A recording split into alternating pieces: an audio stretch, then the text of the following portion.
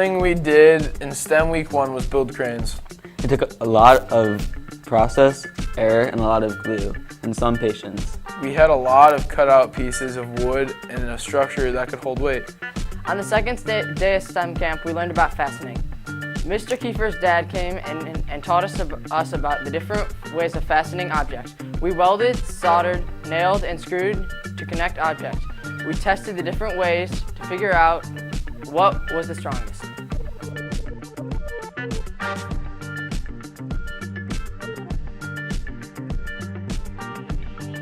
On Wednesday, June 12th, our STEM groups had the chance to get up close and personal with some industrial machinery. At A.J. Rose, quality control is of the utmost importance, something we witnessed every step of the way through our guided tours of the Cleveland-based manufacturing plant. Founded in 1922 by Anthony J. Rose, their wide array of custom-made products include items such as pump components, transfer pulleys, and transmission pistons, all of which were made from and tested with the highest scrutiny according to their customers' demands. Overall, our experience at the Avon location of A.J. Rose Manufacturing was both informative and deeply intriguing, and a deeply intriguing experience. Maybe you know where our water comes from, maybe you don't want to know. Either way, water filtration is important, and at STEM we got to tour the Crown Water plant. We saw the entire filtration process in action, from the initial intake cylinders to the lab to the waste removed from the water to the final product, a clean glass of water.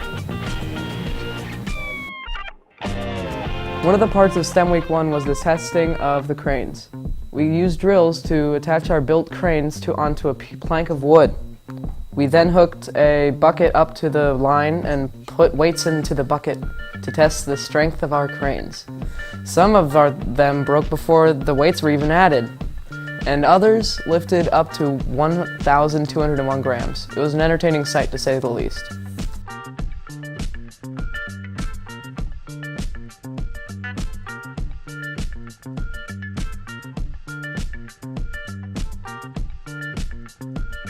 I'm in charge of telling you about the engineer video chat. It was very informative, and he told us about engines and uses for engines. He told us how engines worked using a 4-cycle system. He also told us about how he focused on designing more efficient turbochargers. For the last day of STEM camp, we built geocaches, which are a little box, and you hide them in the woods, and you use a GPS to find them. We had a slew of materials to build them with, which were wood, PVC, acrylic, we had PVC cement, we had nails, and we had screws to fasten them together. We built them in the shop. The shop. Yeah. We also spray painted them so they would be more camouflage, and we added sticks and leaves to them so they would blend in more.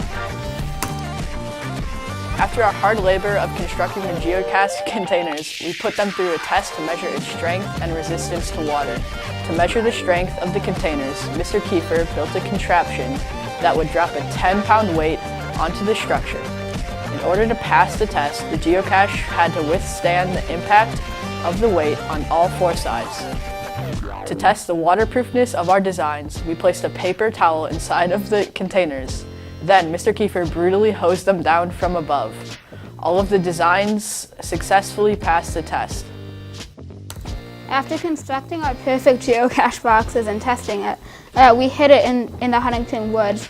Everyone went out to explore the woods and find a good place to hide it. We marked the coordinates of where it was and made a clue for other people to find it. After we found them, we marked the logbook and took one token and replaced it with another.